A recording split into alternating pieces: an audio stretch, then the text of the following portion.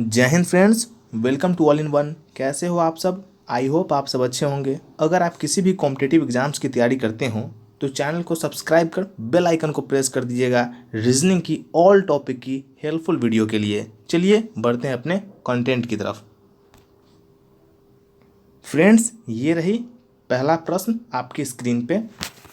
इसमें 3 पंक्तियां दी हुई हैं जिसमें से एक डिजिट इसमें से गायब है। इसी डिजिट का आपको पता लगाना है। तो हर एक पंक्ति का आपको रिलेशन ढूंढना होगा कि किस रिलेशन पर ये तीनों डिजिट दी हुई हैं। पहले पंक्ति को अगर हम ध्यान से देखें तो 13, 1 और 70 है, यानी कि 13, 1 और 70।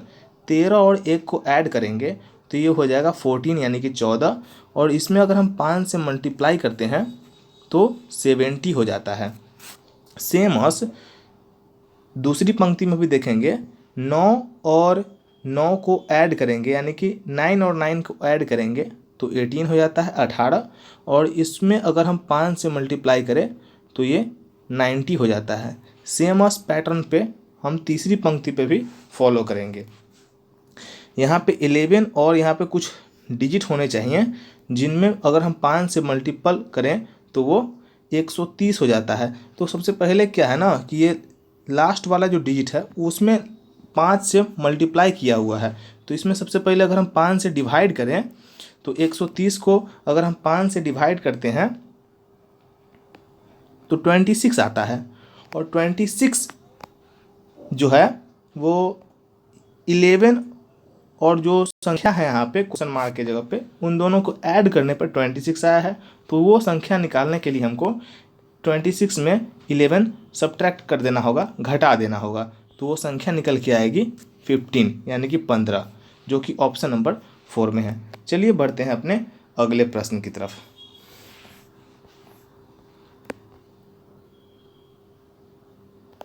फ्रेंड्स, ये रहे अगला प्रश्न जो कि सीरीज से रिलेटेड है। इसमें भी हमको रिलेशन ढूंढना होता है कि सबके बीच में क्या क्या रिलेशन है।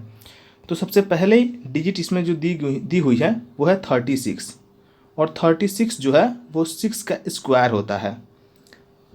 सेकेंड डिजिट जो है वो है 512 और ये 6 का क्यूब होता है। थर्ड डिजिट जो दी हुई है वो है 100, ये 10 का स्क्वायर होता है और ये एक क्यूब है। तो यहाँ पे रिलेशन फाइंड क्या हुआ, पहले स्क्वायर है और एक डिजिट छोड़कर अगला भी स्क्वायर है, इसलिए उसके बाद अगला डिजिट छोड़कर इसके आगे जो पूछा गया है वो भी किसी का स्क्वायर होगा। तो यहाँ पे हम कैसे फाइंड आउट करेंगे, ये है 6 और ये है 10, कितना का इस दोनों में अंतर है, 4 का अंतर है, 4 इसमें ऐड किया हुआ है। तो आगे भी हम 4 इसमें हम 10 में 4 ऐड कर देंगे तो यहाँ हो जाएगा 14, और 14 का स्क्वायर चूँकि स्क्वायर किया हुआ है एक एक डिजिट छोड़कर, तो 14 का स्क्वायर हम करेंगे 196 हमारा सही जवाब होगा, ऑप्शन नंबर 4। चलिए बढ़ते हैं अपने अगले प्रश्न की तरफ।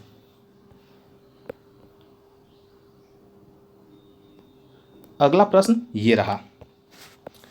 तस्वीर में एक महिला की ओर इशारा करते हुए राहुल ने कहा, वह मेरे दामाद हरीश की इकलौती बेटी की माँ है। उसका राहुल से क्या संबंध है?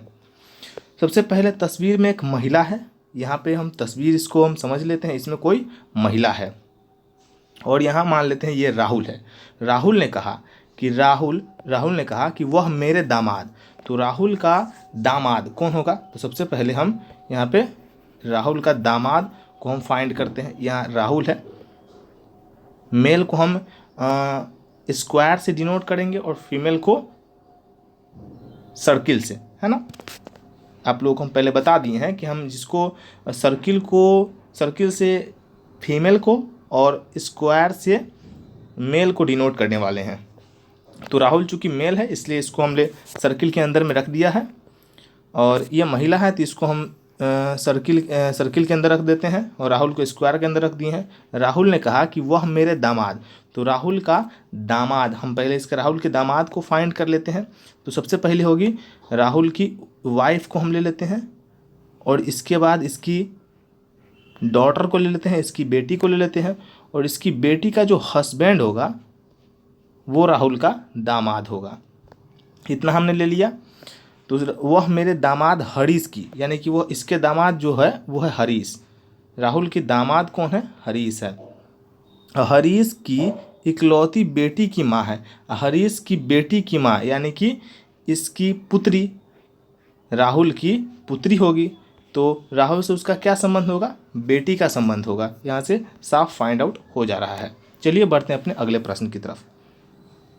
चौथे प्रश्न में कहा गया है कि शब्दों के अर्थ प्रासंगिकता के आधार पे लैपटॉप का जो कीबोर्ड संबंध है वही संबंध टेलीविज़न का किससे होगा। तो यहाँ पे बहुत सिंपल है कि कीबोर्ड से लैपटॉप को कंट्रोल किया जाता है, तो टेलीविज़न को रिमोट से कंट्रोल किया जाएगा। चलिए बढ़ते हैं अपने अगले प्रश्न की तरफ। ये अच्छा प्रश्न दिया गया है और इस तरह का प्रश्न टाइम टेकिंग होता है और हर एक एग्जाम में पूछा ही जाता है। ये सारे TCS पैटर्न पे उठाए हुए क्वेश्चन हैं। यहाँ पे देख लेते हैं कि इसको आपको इंटरचेंज करना होगा। 6 की जगह पे 25, 25 की जगह पे 6, ये दोनों में से है। 6 की जगह पे 2, 2 की जगह पे 6, यानी कि आपको ये एक दूसरे से इंटरचेंज इस इक्वेशन में करके दिखना होगा कि कौन से इक्वेशन को सेटिस्फाइड करता है। चलिए सबसे पहले हम पहला ऑप्शन को टेकअप कर लेते हैं। 6 और 25 को आपस में इंटरचेंज कर देते हैं, तो इक्वेशन बनेगा 52/13 यानी कि 13 प्लस 6 की जगह पे यहाँ जो 6 है 6 और 25 ये दो को इंटरचेंज हमको कर देना है। तो 6 की जगह पे हमने 25 को कर दिया और 25 की जगह पे हमने 6 को कर दिया। अब इस इक्वेशन को फाइंड आउट करके देखते हैं कि हमारा 17 आता है या नहीं। यही सेटिस्फाइड अगर इक्वेशन को कर गया तो यही ऑप्शन होगा। यहाँ से ये हो जाएगा 4 प्लस ये हो जाएगा 25 और माइनस 12। ये 25 और 4 29 और माइनस 12 इक्वल टू 7। ये इक्वेशन को हमारा सेटिस्फाइड कर गया, यानी कि ऑप्शन नंबर 1 इसका सही जवाब होगा। वीडियो के पार्ट 3 के लिए आप कमेंट ज़रूर कीजिएगा, और नहीं तो वीडियो का पार्ट 3 भी बहुत जल्द इस चैनल पे अपलोड हो जाएगा। इस चैनल से जुड़े रहें। अगर आप नए हैं तो चैनल को सब्सक्राइब कर ले और बेल आइकन को प्रेस कर लीजिएगा। चलिए मिलते हैं नेक्स्ट पार्ट में, तब तक के लिए जय हिंद।